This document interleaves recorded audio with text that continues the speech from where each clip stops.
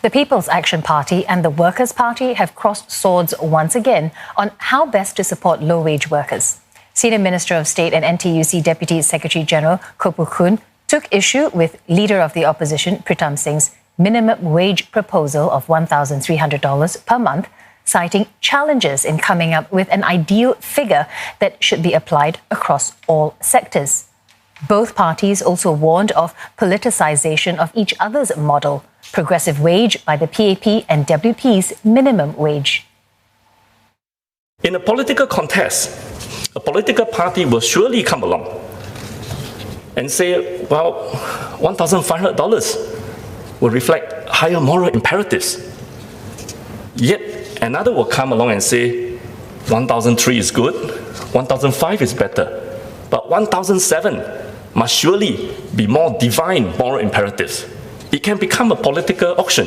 I'm not so much concerned by what Mr. Singh and the WP is proposing for now, but by what it portends for the future.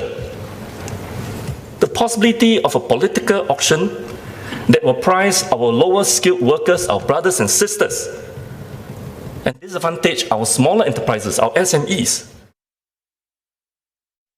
This is where I think we probably have to really defer to the experts. National Wages Council is potentially one forum, and there's also some useful statistics we can use, like the average household expenditure on basic necessities. How much really does it cost for the Singaporean family who's at that end of the spectrum?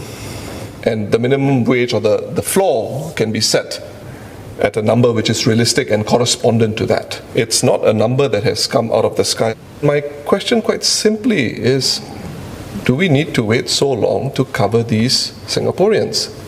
Can we not consider how we can cover them now? The SMS talked about the contrast between minimum wage and progressive wage model, that with the progressive wage model, you are less likely to lose jobs because that is a negotiated outcome with employers. But would the SMS accept that you can have a process to set a minimum wage nationally with reference to research and facts that involves consultation with employers?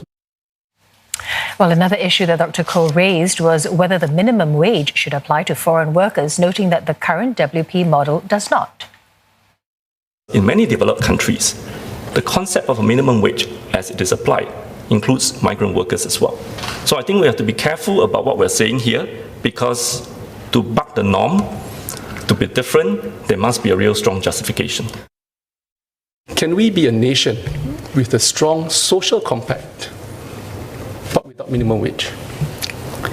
When we think of countries with high standards of living, strong social policies, and with good and advanced economies like us, we often think of Scandinavian countries like Norway, Denmark, and Sweden. Like Singapore, these countries do not have a single minimum wage, and yet they still have vibrant, cohesive societies. In place of a single minimum wage, these countries have robust dialogues between stakeholders, resulting in collective agreements on wages at the sectoral level. So this is akin to our sectoral tripartite approach in our existing PWMs and future tripartite efforts.